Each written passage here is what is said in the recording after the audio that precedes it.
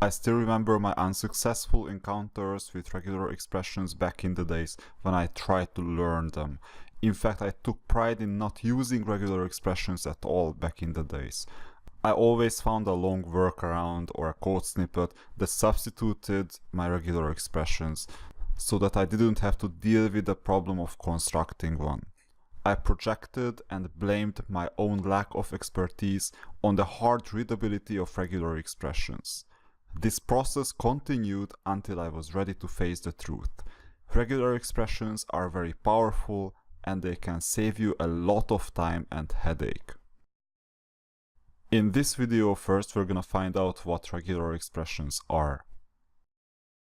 Beyond the definition, you will also find out more about the possible use cases of regular expressions, because in reality, regexes can be used for many purposes. We will also get started in practice by writing our first regular expressions. Let's get started.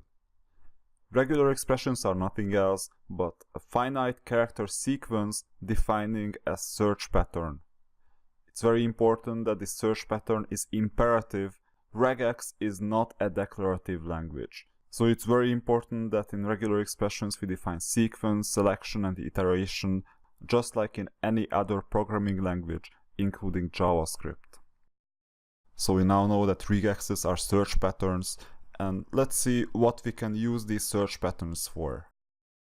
These are the possible use cases. There are obviously more, but for now, let's stick to these ones. We can test whether a string conforms to a search expression. This means that we test a regex, and if we found a match, we return a true value, otherwise we return false. Very basic use case. We can also find and replace some characters in a string, which can also be formulated as substring replacement in a string. We can obviously use regular expressions for processing and formatting user input, and also extracting information from server logs, configuration files, and text files. So if you are a full stack developer, you will definitely use regular expressions sooner or later. But also for client side, how often do you use validation in practice? Whenever you validate a form input, oftentimes a regular expression comes very handy. Not only in case of web applications, but also in the command line. You can specify what kinds of commands you would like to see.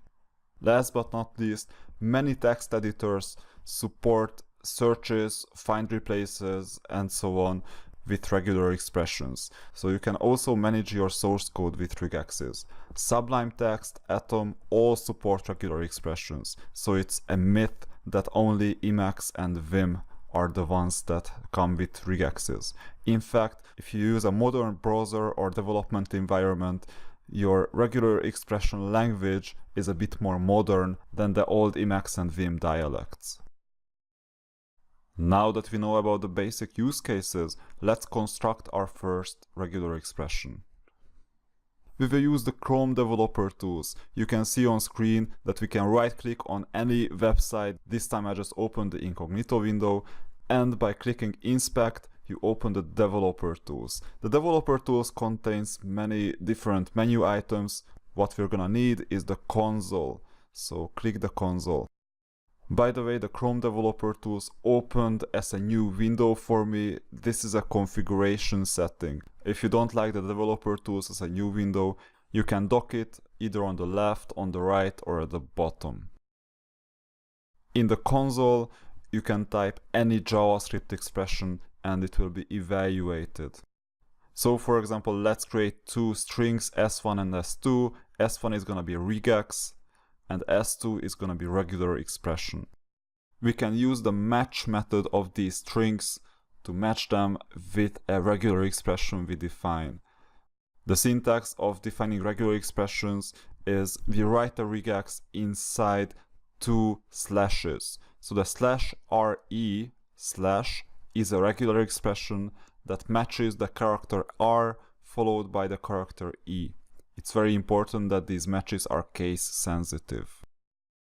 If we execute the match, the return value is nothing else but an array-like structure where we get the matched characters, which is our E in this case, the index where we found the match, which was the first character of the string at index 0, and we also get access to the input itself, which was regex.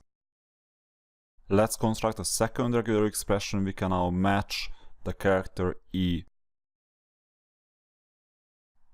In the result, E is matched at index 1 on the same input. Let's utilize our second string as well just a bit. So let's execute the RE expression on S2. You can see that the match was found at index 11, which means that the 12th character is an R and the 13th character is an E inside S2. What happens in case there is no match? Let's find it out by trying to match reg on the string regular expressions.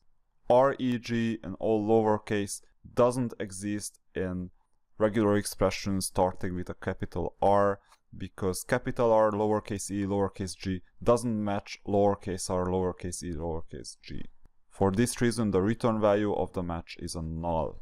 So after writing all these regular expressions, we have seen that regex matching is basically nothing else than pressing Ctrl F or Command F in your browser and text searching. So for instance, if I try to search for regular, you can see how all the search results are highlighted in the browser. Even in the developer tools, you have this Ctrl F or Command F functionality. The first result in Chrome developer tools is highlighted in orange, and the rest of the results are green. This is also analogous with many regex features, because oftentimes we just get the first result and not all of the results. So this was a first introductory lesson. So far you don't have to learn anything, you just have to get a feel for what regular expressions look like, and we will cover all the details in the coming videos.